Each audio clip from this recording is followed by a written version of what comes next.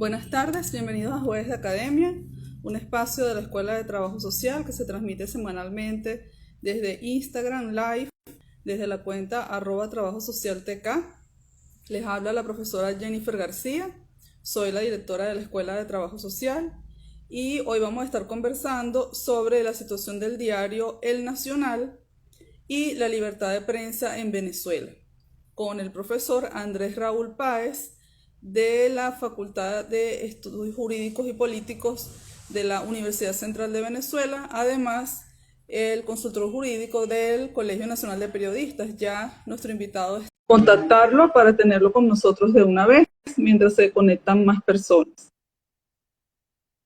Buenas tardes a todos, gracias por unirse a esta transmisión. Profesor, bienvenido. Muchas gracias por aceptar nuestra invitación, por participar en Jueves de Academia. Muy buenas tardes, agradecido con la Facultad de Ciencias Económicas y Sociales, con la Escuela de Trabajo Social que tú dignamente presides, coordinas, y por supuesto muchas gracias a nuestros oyentes. La idea es realizar este conversatorio en base a la propuesta que nos ha encomendado. Bueno, profe, muchas gracias de verdad por aceptar esta invitación, por estar con nosotros hoy. Voy a comenzar a dar la información general de la actividad mientras se unen más personas, luego lo presento y comenzamos. Ya les decía a nuestros seguidores que Jueves de Academia es un espacio semanal que desarrolla la Escuela de Trabajo Social desde hace un año. Ya nosotros superamos las 40 transmisiones en vivo y la semana pasada cumplimos justamente el año de transmisión. Esta actividad la hacemos todos los jueves a las 4 de la tarde y en este espacio discutimos sobre temas de las ciencias sociales, del trabajo social, del contexto nacional, internacional, de la economía, en fin, una serie de temas que son de vital importancia para nosotros, y lo hacemos con profesores de la Escuela de Trabajo Social y otros profesores y académicos que invitamos constantemente. El día de hoy vamos a estar conversando sobre la situación del diario El Nacional y la libertad de prensa en Venezuela con el profesor Andrés Raúl Páez, quien, además de docente e investigador de la Facultad de Estudios Jurídicos y Políticos de la UCB, es consultor jurídico del Colegio Nacional de Periodistas. El diario El Nacional es un diario de Venezuela que recientemente sufrió una medida muy impactante por parte del gobierno, y en este momento la sociedad está muy conmocionada por esta situación, además de por todo lo que comprende la libertad de prensa en Venezuela. Entonces voy a ir presentando en este momento a nuestro invitado. Las pautas de la actividad son por lo general 20-25 minutos de presentación, luego pasamos a 20-25 minutos de preguntas y respuestas. Entonces, voy a presentar a nuestro invitado. El profesor Andrés Raúl Páez es especialista en Derecho Procesal por la Universidad Central de Venezuela, es abogado por la Universidad Central de Venezuela, es juez del Juzgado Primero del Trabajo, además es fundador de la Asociación Venezolana de Derecho Registral, docente del Seminario de Registro Inmobiliario y miembro de la Cátedra de Derecho Constitucional de la Escuela de Derecho de la Universidad Central de Venezuela. Es actualmente el consultor jurídico del Colegio Nacional de Periodistas de Venezuela. Entonces, sin más preámbulo, profe, le damos la palabra para que entonces nos hable sobre la situación del diario El Nacional y la libertad de prensa en Venezuela. Bueno, muchísimas gracias por la oportunidad. Vamos a hacer un pequeño recuento y sobre todo los antecedentes desde la perspectiva del balance actualmente en Venezuela en cuanto a derechos humanos fundamentales, que si bien no son absolutos, están regulados expresamente por la Carta Magna y amparados, sobre todo desde el punto de vista del derecho internacional, por tratados que han sido ratificados por el Estado venezolano. Específicamente vamos a hacer como dije, un balance desde la perspectiva de la libertad de prensa, libertad de información, libertad de expresión y con especial énfasis a lo que le ha ocurrido al diario el Nacional. A grosso modo tenemos que decir que ciertamente las garantías relacionadas con tales derechos están amparadas por nuestra Carta Magna, no solamente en el artículo 57 y 58, y especialmente el 337, que aún bajo estados de pandemia o estados de excepción no pueden ser restringidos bajo ningún concepto. En consecuencia, lo que ha ocurrido especialmente en la última década, tenemos que recordar que desde el punto de vista nacional hay más de 45 ONG vinculadas a la defensa de la libertad de expresión e información en Venezuela, que en los últimos 4 años han sido parte de denuncia ante organismos nacionales e internacionales por hechos de violencia, detenciones arbitrarias, desapariciones forzadas contra periodistas, comunicadores, contra cierre arbitrario de medios de comunicación y toda una política de desinformación que afecta el derecho de los ciudadanos y, por supuesto, de las comunidades a estar debidamente informadas.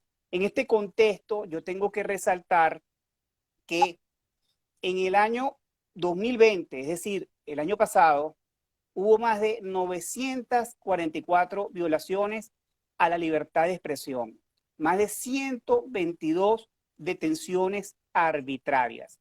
Por cierto, hoy se celebra, 20 de mayo, el Día de la Radio. Es una connotación que tiene desde la perspectiva de los derechos humanos fundamentales, y nosotros no tenemos nada que celebrar en Venezuela. En Venezuela, desde el año 2004, oígase bien, hasta el 2019, se han cerrado 165 emisoras de radio, 42 periódicos y 18 televisoras. Estos datos son confirmados por la ONG Espacio Público, que tiene varias décadas de investigación y de trabajo social en Venezuela.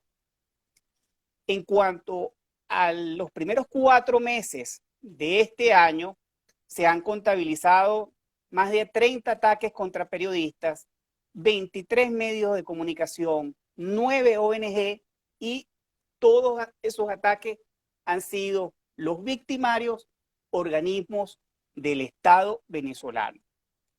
De forma tal que ese balance es un balance que refleja una escalada represiva, increciendo, y que para el 2021 solamente en emisoras de radio se han cerrado 5 este año. El año pasado se cerraron 18. Tenemos que decirles a nuestro oyente que la mayoría de esos cierres arbitrarios, mediante diferentes formas, bien por CONATEL o por CENIAT o por cualquier organismo policial militar, entiéndase FAES, DIGESIN o de cualquier otra naturaleza, no se cumplen las garantías constitucionales en materia del debido proceso, de la presunción de inocencia, del juez natural, de la oportunidad, en este caso, de los dueños de las emisoras o los medios de comunicación para ejercer su oportuno y necesario derecho a la defensa. Los organismos, hablé de las ONG, pero también hay instituciones, en este caso la Conferencia Episcopal Venezolana se ha pronunciado contra el ataque sistemático contra periodistas, defensores de derechos humanos, comunicadores sociales y sobre todo por el cierre de medios de comunicación. También tenemos que resaltar que en el año pasado, en julio, la Asamblea Nacional, a través de la Comisión de Medios, publicó un balance en cuanto a las 2 últimas décadas sobre cierre arbitrario de medios y ataques, y los contabilizó de la siguiente manera: 4.108 ataques sistemáticos contra la libertad de expresión. Esto en un contexto en cuanto al balance de los derechos humanos fundamentales, no solamente circunscritos, libertad de expresión, libertad de información y prensa libre, sino también otros derechos humanos fundamentales como el derecho a la vida. La organización Provea, que también tiene varias décadas de trabajo social comprobado en Venezuela en materia de defensa de derechos humanos, solamente en los últimos 3 meses ha contabilizado 472 ejecuciones extrajudiciales. Por cierto, no es el FAES el que lo lideriza, sino el CICPC. Entonces, este cuadro nacional y por supuesto desde el punto de vista de nuestra crisis, que es la peor crisis en toda la historia republicana de Venezuela, los informes pormenorizados, tanto de la alta comisionada de los derechos humanos fundamentales y de la misión independiente para la determinación de los hechos en Venezuela, expresamente han confirmado que en Venezuela se viola sistemáticamente los derechos civiles, sociales, políticos, económicos y culturales. Es así entonces que el Sistema Regional de Administración de Justicia nos ha puesto lamentablemente en el libro negro del récord en cuanto a las violaciones. Solamente nos igualan Cuba y Nicaragua. Esto no es para celebrar, sino que ha sido motivo para que diferentes sentencias de la Corte Interamericana de Derechos Humanos y también de recomendaciones e informes de la Comisión, de la CIDH y de la Relatoría para la Libertad de Expresión han tenido informes circunscritos a lo que está ocurriendo en Venezuela. Podemos señalar que en cuanto a los sistemas de estándar americano, la Corte ha desarrollado toda una evolución jurisprudencial en más de 44 sentencias. Y en el caso del Estado venezolano, nosotros vamos a utilizar a lo largo de esta pequeña disertación una sentencia que les recomiendo que puedan leer y estudiar, que es del 30 de agosto del año 2019. Es el caso del profesor Tulio Álvarez contra Venezuela. La resumo de una manera muy simple. El profesor Tulio Álvarez, en el ejercicio de su libertad de opinión, publicó en el año 2003 una opinión en cuanto al funcionamiento de la Caja de Ahorro de la Asamblea Nacional, con unos informes tanto de la Contraloría Interna como de otro organismo de peso institucional. A raíz de eso, el expresidente de la Asamblea Nacional lo demandó por vía penal, por difamación e injuria, y eso ocasionó un largo proceso en donde los jueces fueron cambiados, no eran jueces de carrera. Nosotros tuvimos la oportunidad de participar en la defensa de aquel juicio, y con motivo de todas las aberraciones de carácter jurídico y sobre todo por su derecho a informar sobre un asunto de interés público por parte de un funcionario público actuando en la esfera de su competencia, no podía estar sometido a la jurisdicción penal. Fue así que a lo largo el profesor Tulio Álvarez fue condenado, fue inhabilitado, además de una atroz persecución política, por lo que acudió a la Corte Interamericana. La Corte Interamericana evolucionó su estándar en el sentido de ampliar la concepción, y es lo que nos interesa ahora para relacionarlo con el nacional. La libertad de expresión comprende varias dimensiones, no solamente la división individual por parte del ciudadano de emitir una opinión, sino también una dimensión social que ampara el derecho internacional y que ampara al Estado venezolano y, por supuesto, por mandato expreso de los artículos 57, 58, 49, 23 y especialmente 337 de la Carta Magna, para que las comunidades, sin cortapisas, sin censura, reciban una información veraz, oportuna, sobre los hechos que les interesan. Entonces, si nosotros tenemos una crisis o el colapso de servicios públicos, sin luz, sin agua, sin gas, sin efectivo, el sexto año consecutivo en recesión económica, el cuarto año con la inflación más alta del planeta, con 306 presos políticos en mazmorras que están incomunicados, con más de 12.000 procesados que no han tenido garantías del debido proceso, las comunidades, los periodistas, los medios de comunicación tienen el deber y la obligación, el derecho de transmitir, siempre y cuando sea veraz y oportuna, las informaciones que acontecen. Ese ejercicio de esos derechos, por supuesto, que no son absolutos. En los casos de errores hay un deber de lo que se denomina el derecho a réplica y el ejercicio de la rectificación, de la corrección. ¿Qué ha sucedido con el diario El Nacional? Bueno, la verdad es que con estos cierres de medios, en donde, como dije, hemos contabilizado más de 165 cierres de medios de comunicación, el Nacional es una institución que ha dado cátedra de ciudadanía, de periodismo, de ejercicio libre y plural, respetuoso de la diversidad de pensamiento. Y no por casualidad, en estas 2 últimas décadas ha sido objeto de múltiples sanciones por vía administrativa en cuanto a inspecciones, sanciones que tienen que ver también con la restricción deliberada del suministro de papel, que por tal motivo tuvo que dejar de imprimirse, y también una secuela de víctimas de periodistas que en el ejercicio de la libertad de expresión han emitido sus opiniones y fueron sancionados. Nos referimos a Marianela Salazar, nos referimos a la licenciada Guernica, nos referimos a otros periodistas que no recuerdo, pero que fueron objetos de sanciones, y Bellice Pacheco, que formó parte de ese staff de periodistas y que hoy lamentablemente han sido víctimas de una campaña de hostigamiento, de amedrentamiento y de estigmatización por ejercer su derecho, no solamente por garantías constitucionales, sino por la ley que los ampara, la ley del ejercicio del periodismo.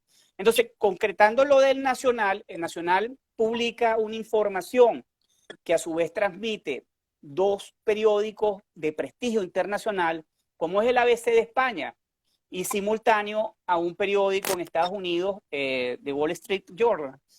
Y publica esa información que la replica tal cual La Patilla y el Nacional.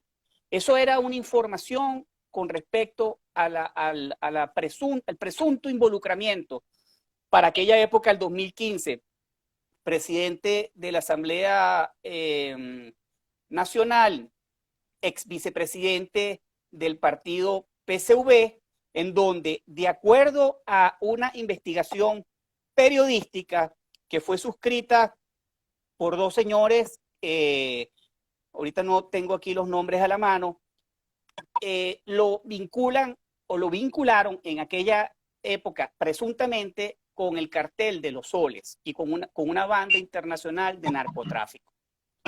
Eso hizo, por supuesto, que simultáneo a una serie de investigaciones en cortes de los Estados Unidos, hizo que eso fuera una noticia internacional, en donde el periódico El Nacional, que tiene 78 años dando cátedra de ejercicio del periodismo plural e independiente, publicó la información. Entonces, el ciudadano señor Diosdado Cabello, al sentirse ofendido, difamado, intentó una demanda, que no solamente la intentó contra el diario El Nacional, sino que también se querelló en España y en Estados Unidos. Tanto en España como en Estados Unidos, por los respectivos organismos jurisdiccionales, esa acción fue declarada sin lugar. ¿Por qué se preguntarán eso? Bueno, porque hay autonomía de poderes.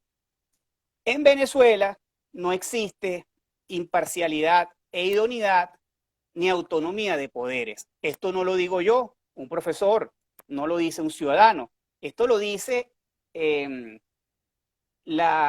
tanto la Asamblea Nacional legítima como más de 50 estados a nivel internacional, pero también los catedráticos en el ejercicio libre de lo que pauta el artículo 2 de la Ley de Universidades, concretamente la Cátedra de Derecho Constitucional, en los últimos 4 años ha emitido sendos informes suscritos por más de 15 profesores con amplia trayectoria de investigación en nuestra casa que vence las sombras, que este año va a tener 3 siglos de historia, y allí han dado de manera argumentativa, con muchos soportes, por qué Venezuela se ha convertido de un estado forajido a un estado fallido.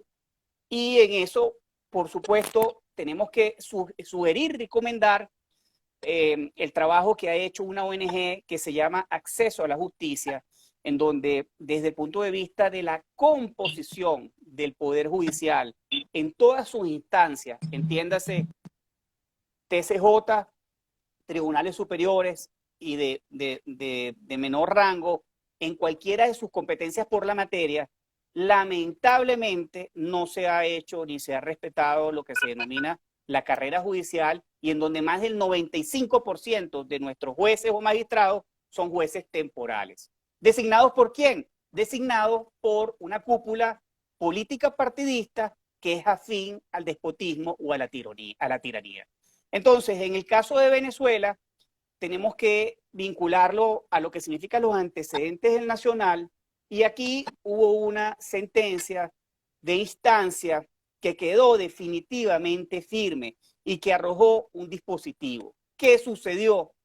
Luego de transcurrido un plazo que desde el punto de vista del derecho procesal tiene valor, fue modificado. ¿Y bajo qué circunstancias fue modificado? Porque aquí tenemos que dirigirnos a un auditorio que no tiene por qué ser estudiantes de derecho, no tienen por qué ser especialistas en la materia, pero se los voy a decir de la siguiente manera.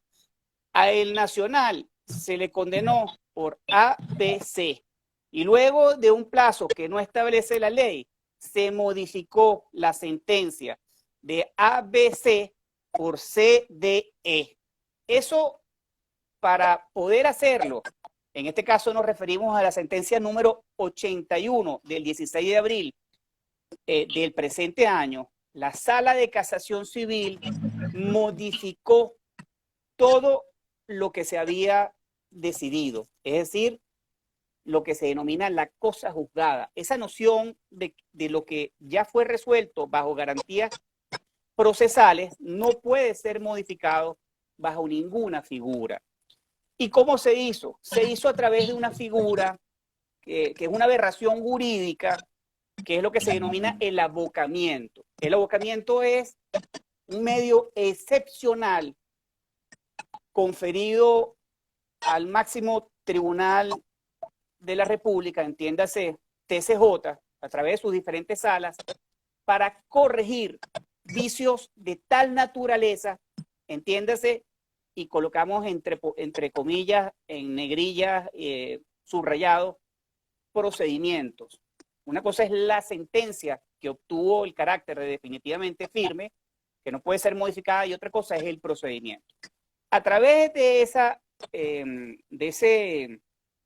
yo lo denomino un adefesio de esta sentencia número 81 del 16 de abril del 2021, se desarrollaron vicios procesales gravísimos que afectan no solamente a la parte condenada, que es el diario El Nacional, sino que los pusieron en una situación de absoluta desigualdad, de absoluta desproporcionalidad, y en donde hay vicios de tal naturaleza que tocan lo que, como dije, la desnaturalización de la figura del abocamiento, la violación al debido proceso, la violación sobre todo de la igualdad ante la ley, y muy especialmente lo que tiene que ver en materia de que lo que ya fue condenado a pagar no puede ser modificado, contrariando la propia jurisprudencia de la Sala de Casación Civil, y especialmente de la sala constitucional en materia de daño moral y en materia de indexación, porque eso no puede estar sujeto a cambios posteriores indefinidos, y por eso se le lleva con una tabla de multiplicar política como consecuencia de una retaliación de la misma naturaleza política para acallar y silenciar lo que significa el nacional, es decir, algo así como 13 millones de dólares.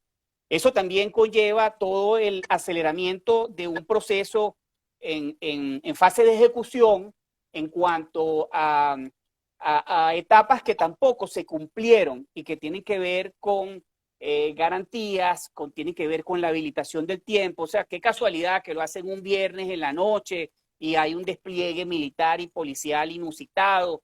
Y bueno, eso hay que entenderlo en su justa concepción en cuanto a un ataque certero, letal, contra el principal o uno de los principales medios de comunicación impresos en Venezuela, que no por casualidad tiene casi 8 décadas de cátedra de ciudadanía y sobre todo del ejercicio libre, plural e independiente de lo que debe significar un medio de comunicación. Nosotros, y cuando digo nosotros, el Colegio Nacional de Periodistas, tengo que destacar que todas las seccionales que hacen vida allí, que son 26 y que son independientes, no solamente en el caso del Nacional se han pronunciado, sino de lo que ha ocurrido en los últimos años, especialmente 3 años, lamentablemente los últimos 6 meses, con una escalada gravísima en cuanto a detenciones arbitrarias, desapariciones forzadas, cierre de medios, hostigamiento, campañas de desinformación y especialmente cierre de medios de comunicación. Y así tengo que destacar que el 29 de diciembre el CNP hizo una alerta nacional e internacional. Luego, el 14 de enero también hizo otro alerta. En marzo hizo otro, y concretamente con respecto al nacional también hizo un pronunciamiento de rechazo categórico en cuanto a al zarpazo judicial. Tenemos, y es algo gravísimo lo que está ocurriendo, el CNP en diferentes sedes ha denunciado el robo, las invasiones e incendio de una de sus sedes. Pero escuchen bien, no estoy hablando de una, estoy hablando de más de 7. Estoy hablando hace un mes del incendio en Cumaná, de la sede del Colegio Nacional de Periodistas, que funciona una orquesta filarmónica y además funciona una academia de baile, y cercano a una guarnición militar. Eso fue un incendio provocado, que ya está demostrado, y todavía un mes después no se sabe quiénes son sus autores. Entonces, por eso, también, además de todos estos alertas que han hecho las seccionales del CNP, la Junta Directiva Nacional, ahorita, hace escasos días, el 16 de mayo, el Secretariado Nacional, que es una instancia autónoma, se reunió y aprobaron un acuerdo en donde expresan, cuando digo un acuerdo es Tribunal Disciplinario, Junta Directiva Nacional y seccionales de los estados, lo leo porque esto es importante, de Zulia, Aragua, Cojedes, Portuguesa, Ciudad Guayana, Nueva Esparta, Anzoátegui, Costa Oriental del Lago, Paraguaná, Miranda, Táchira, Monagas, Carabobo, Apure, Amazonas, Distrito Capital, Barinas, Bolívar y Vargas suscribieron un convenio. Primero, rechazando la toma militar del Nacional. Y sobre eso lo dicen de una manera muy simple. No se puede poner por encima del derecho que tiene el daño infringido, que en este caso es la honorabilidad del señor Diosdado Cabello, por encima del derecho que tiene la ciudadanía de seguir informándose y accediendo a las opiniones que en ese diario se publican desde hace más de 7 décadas. Esto es algo gravísimo que no hay que dejarlo pasar por debajo de la mesa, que nos atañe no solamente a los abogados, a los trabajadores sociales, a los estudiantes, a los docentes, sino a todo ciudadano, cualquier dirigente vecinal, cualquier ser humano que transite o que viva o que tenga derechos de cualquier naturaleza en Venezuela, porque eso es un derecho humano fundamental. Y a pesar de que exista una censura, una hegemonía comunicacional, no podrán sustituir ni acallar la voz del Nacional, que su directivo acaba de decir que, como dice la canción, ni se compra ni se vende. Eso es algo que suena, que nos conecta como ser humano, pero también transmite que los principios y valores republicanos no pueden estar sometidos a una tiranía o a un despotismo que pretende acallar la voz, sobre todo de la mayoría de los millones de venezolanos que piden vacunas sin discriminación política, sin apartheid de lo que se denomina el sistema, el carnet de la patria, y especialmente para todos los que están exigiendo que esta crisis humanitaria grave y compleja pueda solucionarse, y lo más importante es el rescate de la democracia. ¿Cómo estamos del tiempo? Bueno, ya estamos en el tiempo, ya se cumplió el primer, digamos, bloque de la actividad, donde nuestro invitado explica el tema y ya hemos recibido algunos comentarios, algunas preguntas. Yo invito a las personas que están conectadas a hacer sus preguntas, sus comentarios, mientras yo aprovecho de leer acá algunos saludos a personas que están conectadas, que forman parte de la comunidad universitaria: la profesora Margarita Rojas de la Escuela de Trabajo Social, el profesor Gustavo Maiz, que además nos apoya todos los jueves con las preguntas y los comentarios. También está el licenciado Daniel Horta, de Profesionales de la Responsabilidad Social Empresarial, el licenciado Steven Márquez, la licenciada Rubri, el profesor León Arismendi, que también es de su facultad, la profesora Sumara García, la estudiante Lisleica Rojas, Yubeide. También está la profesora Mirna Jonis, de la Escuela de Estudios Internacionales de FACES, nuestros amigos de Servicio Social, que es un emprendimiento social de trabajadores sociales, y nuestra egresada Gledys Palma, Fanny Franco y la profesora Patricia Martínez. Voy a comenzar entonces, profe, a leer algunos comentarios, para algunas preguntas, para entonces pasar ya a nuestro segundo bloque. Y bueno, muchas gracias a todas las personas que se están uniendo a la transmisión. La Ley Constitucional contra el Odio por la Convivencia Pacífica y la Tolerancia es un instrumento jurídico utilizado para silenciar la disidencia en Venezuela. ¿Qué opinión merece su aplicación? Bueno, sin lugar a dudas que ese instrumento mal llamado ley, porque no fue sancionado por el organismo competente para ello, entiéndase Asamblea Nacional de Venezuela, fue sancionado en el 2017 por un organismo de facto autodenominado Asamblea Nacional Constituyente. En consecuencia, desde el punto de vista formal, en cuanto a la creación de instrumentos de carácter normativo, no posee esa naturaleza. Sin embargo, es una realidad que organismos jurisdiccionales que no poseen imparcialidad e idoneidad lo han utilizado como un instrumento de persecución política. Eso es un tinglado, eso no es solamente la ley mal llamada antiodio, sino que vienen a ser una serie de un combo que utilizan los organismos civiles y militares en cuanto a traición a la patria, conspiración, instigación a la insurrección, rebelión civil, concierto para delinquir, usurpación, que está previsto y sancionado en una multiplicidad de instrumentos, entiéndase un vetusto código penal y otras leyes en materia de antiterrorismo, pero tengo que hacer la salvedad que expresamente el Sistema Interamericano de Administración de Justicia se ha pronunciado sobre estas leyes, y esas leyes no pueden suprimir el derecho de los ciudadanos a estar debidamente informados. Por eso es que hay 11 periodistas, y por eso es Roland Carreño tiene 206 en unos días en una mazmorra, fue torturado, incomunicado. Su abogado, el doctor Joel García, ni siquiera ha podido actualizarse en cuanto a las actuaciones profesionales, procesales. ¿Y qué es lo que quiere decir eso?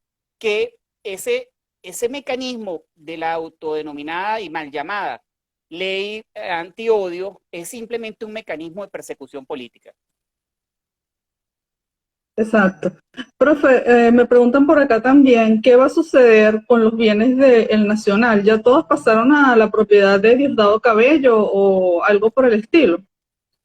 Bueno, eso es, en esta fase de ejecución, hay una serie de actos procesales iniciales que no se cumplieron, posteriores que a lo mejor en un juicio ordinario pueden tardarse varios meses y aquí pueden ser en semanas porque evidentemente hay una fuerte presión política. Entonces, ¿qué sucede?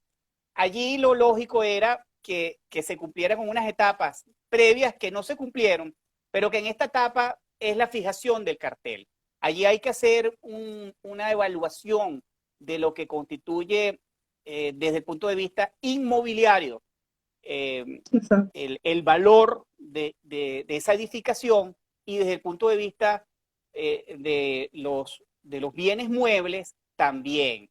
Eso entiendo que es un proceso largo y arduo, pero en donde desde el punto de vista político ya se ha dicho, eso es un carapacho, eso lo abandonaron, se robaron los botones de los ascensores, pero es únicamente para crear una animadversión y la verdad es que no hay un respeto al debido proceso, insisto, a una serie de vicios que recomiendo, por cierto, leer un análisis con suficiente fuerza argumentativa del doctor Román Duque Corredor, experto en materia constitucional, profesor de Derecho Procesal, ex magistrado del TCJ, un hombre brillante en la academia, y en donde él lo resume muy claro, o sea, la cantidad de vicios de orden de naturaleza constitucional y procesal es muy amplia.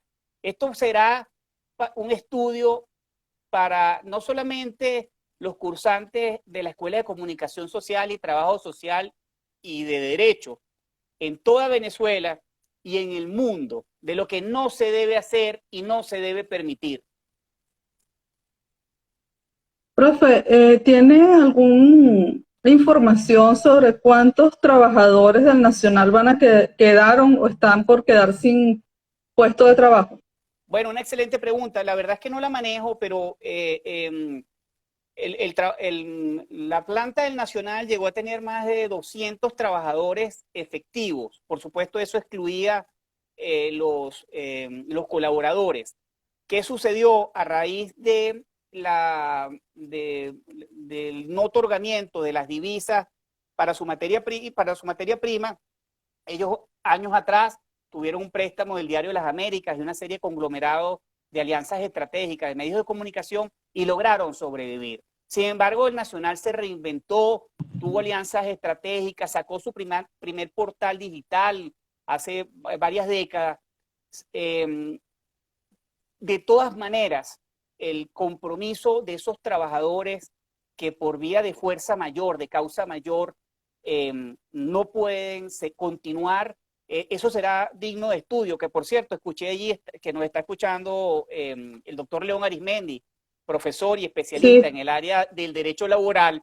Eso será digno para cualquier trabajo de investigación en su área, porque aquí, casualmente, el mes pasado fue el día que se celebró en materia laboral y resulta que de acuerdo a la OIT, de acuerdo a la organización especializada en materia laboral, Venezuela está en el peor ranking del continente y con la peor remuneración.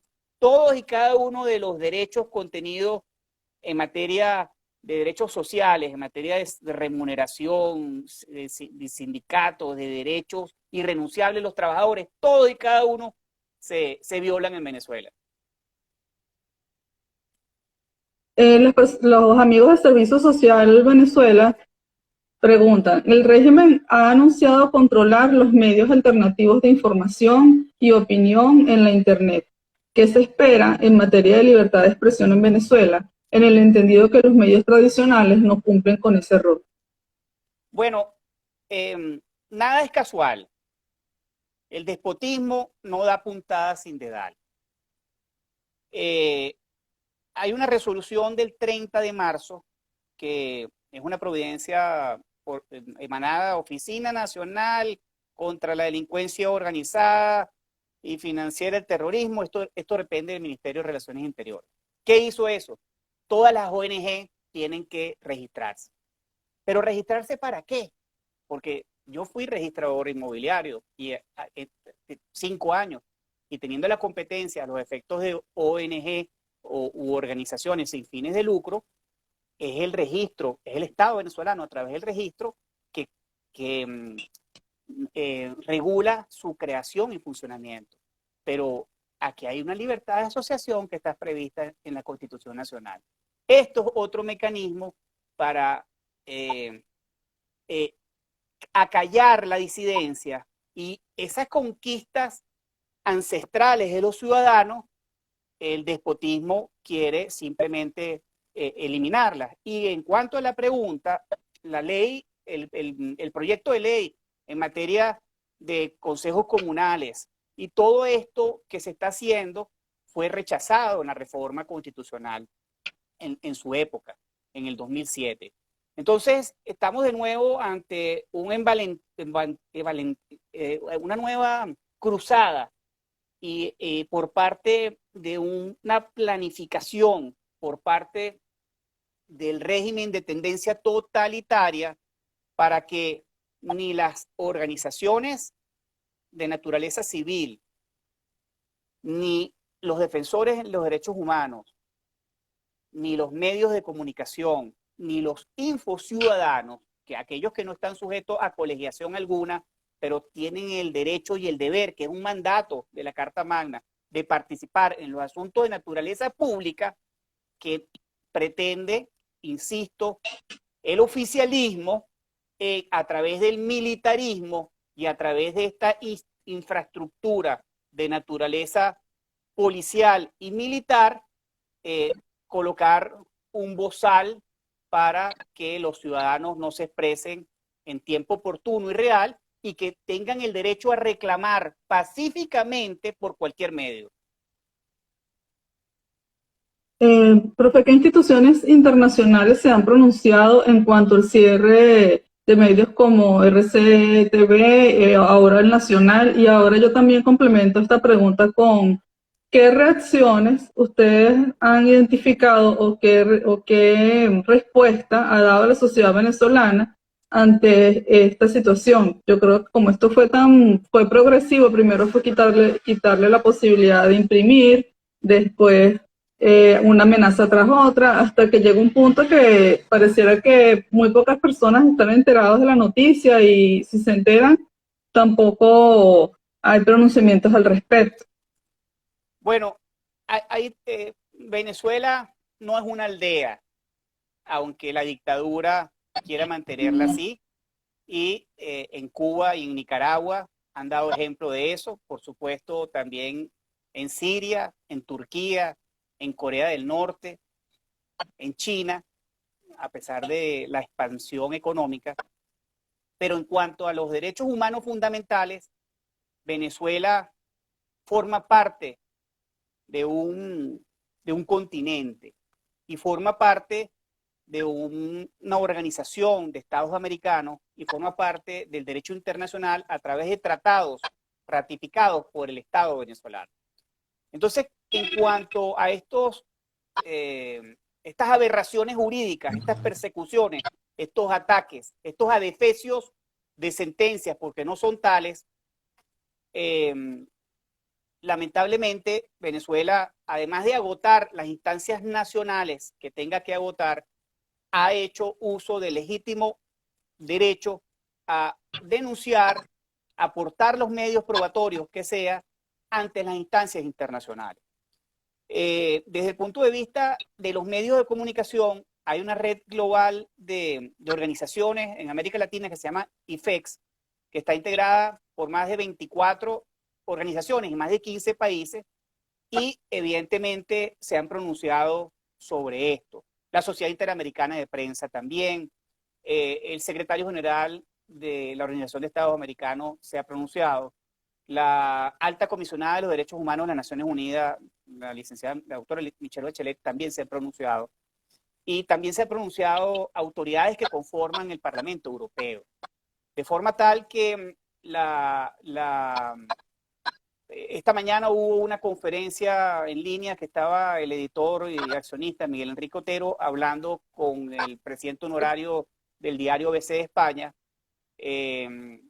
que estaba invitado también el secretario general de la OEA, y bueno, allí estaban planteando lo que está ocurriendo en Venezuela, que no es casual al proceso de populismo y de otros procesos en América Latina que vuelven a surgir, en donde está vinculado a temas de control de la sociedad, de la hegemonía comunicacional, de la implementación de lo que llaman las nuevas lenguas, de la satanización del adversario, de la criminalización, de la disidencia, porque recordemos que en Venezuela, además de los 309 presos de conciencia, existen más de 12.000 ciudadanos que fueron sometidos a una jurisdicción ideologizada y con violación al debido proceso, presunción de inocencia, a tener el juicio en libertad, y son más de 12.000 personas, pues, sin contar con los crímenes horrendos o llámense crímenes de lesa humanidad que han sido denunciados por varios estados y que están en la fase 3 ante la Corte Penal Internacional. Podemos citar algunos, pero que son emblemáticos. El capitán Arévalo, a quien conocí, el concejal Fernando Albán, demócratas, este caballero, este ciudadano, y otros crímenes terribles con torturas, tratos crueles, degradantes, que fueron confirmados a través de sendos informes, entiéndase, Misión Independiente para la Determinación de los Hechos en Venezuela, el informe también de la alta comisionada Michelle Bachelet, en donde hay más de 69 recomendaciones al Estado venezolano que hoy en día sigue incumpliendo en materia de violación de derechos humanos fundamentales.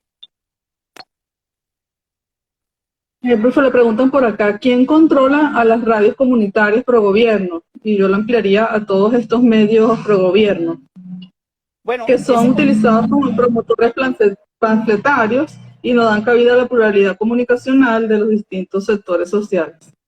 Hay que escuchar a cátedras en materia de educación y de investigación. El profesor Marcelino Bisbal, la profesora Gloria Cuenca, y muchísimos más que han hecho trabajo fuera de las ONG que tienen trabajo específico de investigación.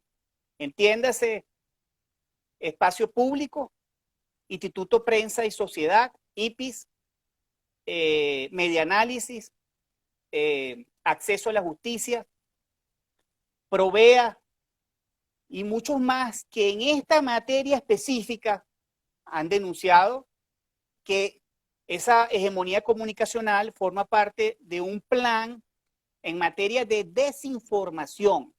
Todo esto que nosotros vemos en redes, que se establece una tendencia y en donde hay millones de robots por cuentas que no son cuentas de ciudadanos, sino que es un mecanismo electrónico de alta tecnología y en donde hay un respaldo de una organización o de gobierno foráneo, entiéndase China, Rusia, Cuba, con gran experticia en dominación o en manejo de redes para ellos crear campañas de desprestigio, de estigmatización contra determinados objetivos selectivos de carácter político.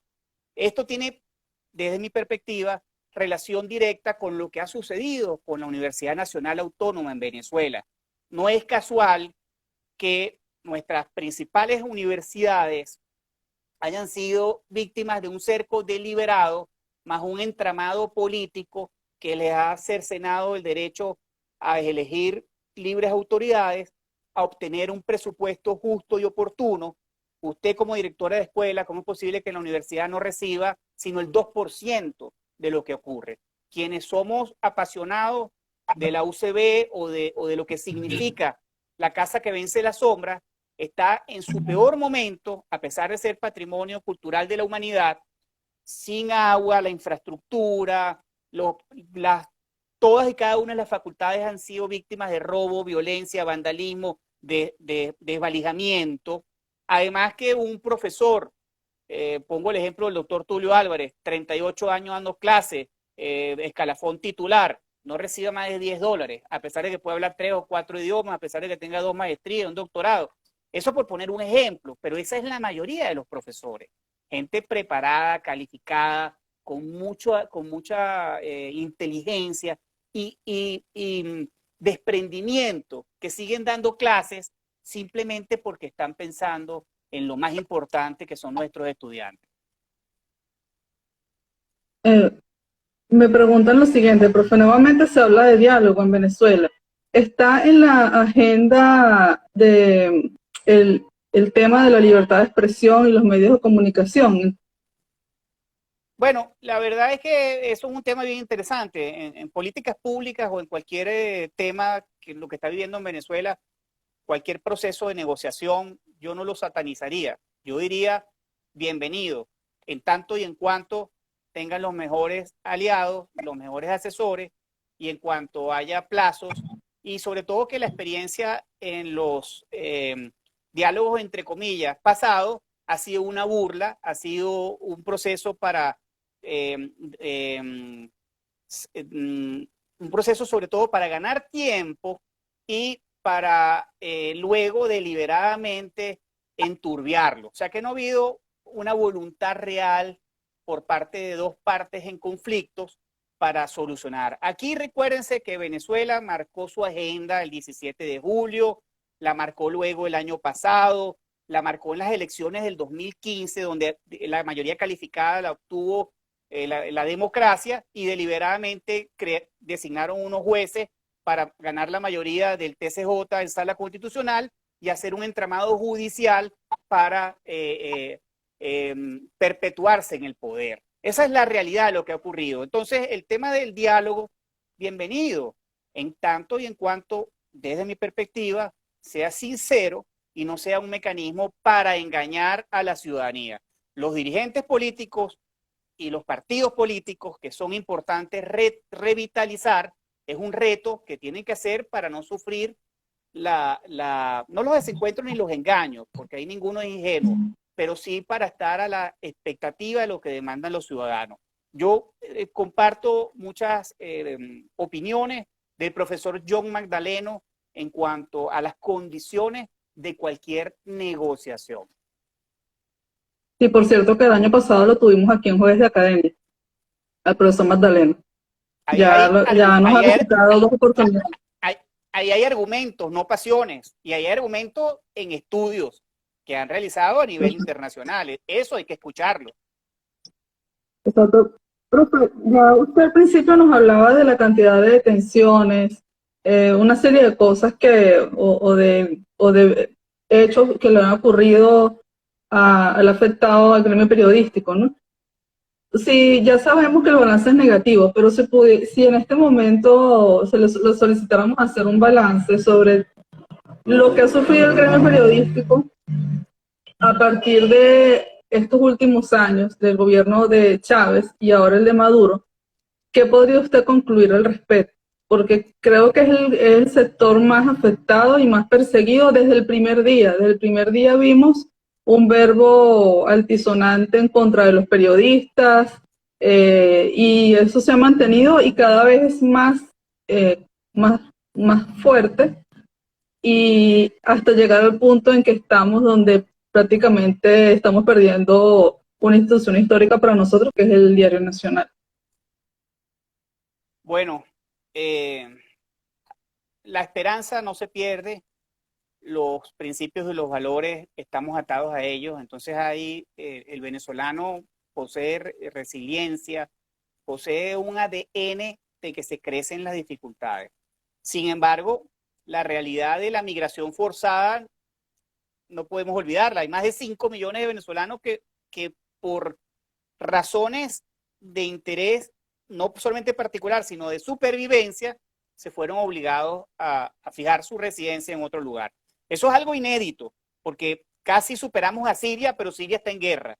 Y Venezuela tiene más de 5 millones de migrantes. Entonces, el gremio de los periodistas no es ajeno a ello, pero tampoco los reporteros gráficos y tampoco los trabajadores de la prensa, que son una familia, y los infociudadanos, porque si bien es cierto, el ejercicio legal de la profesión se exige una colegiatura y la inscripción del título y reconocimiento de acuerdo a unos parámetros muy precisos que fijó el legislador, tenemos desde la perspectiva de los derechos humanos fundamentales los infociudadanos que también han sido víctimas, esos que han reflejado la cola y el martillo, el Exactamente, guiso, exactamente. lo que dicen los mexicanos, la mordida, en cualquier servicio público nacional, en el gas, en el agua, en la salud, en CanTV, eso que el drama de la calamidad nacional y que él lo ejerce por principios y valores y es sometido a bien una medida restrictiva de libertad, peor aún, lo agarran, lo inhabilitan y después lo someten a un proceso de fiadores, a un proceso de prohibición de salida del país, de que no puede hablar, y eso ha pasado con periodistas. Actualmente existen 11 periodistas, pero ¿cuántos infociudadanos? ¿Cuántos defensores de derechos humanos? ¿Cuántos presos políticos? ¿Cuántas madres venezolanas que han reclamado con derecho lo que está sucediendo? Y eso es lo que hay que exigir, políticas públicas eficientes, porque las instituciones están para satisfacer necesidades colectivas, no para que los funcionarios públicos se enriquezcan, además no ocultan el botín del erario público y el ciudadano es el que pasa las penurias y entonces hay burla, sorna, cinismo. Yo quisiera, y lo hacemos en tono constructivo, ¿dónde está la Defensoría del Pueblo? ¿Dónde está el Ministerio Público? ¿Qué significa la Contraloría General de la República? Y otros organismos que tienen competencia como el Poder Judicial para investigar, aprender y sancionar a todos los delincuentes que se están enriqueciendo. ¿Acaso el tema Odebrecht, que sacudió a 12 países y que fue investigado por 8, por qué en Venezuela, siendo el país con la mayor corrupción de todos los casos?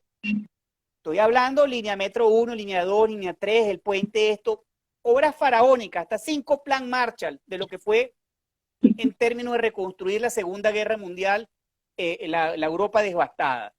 Y aquí no se ha investigado nada. ¿Por qué creen ustedes que eso ocurre? ¿Acaso tienen independencia esas instituciones? Ese es el balance que tiene que hacer el venezolano. Sí, profe, sí, es correcto. En todos los países, personas privadas de libertad, personas en procesos judiciales por esto, y en Venezuela ya prácticamente se nos olvidó el tema.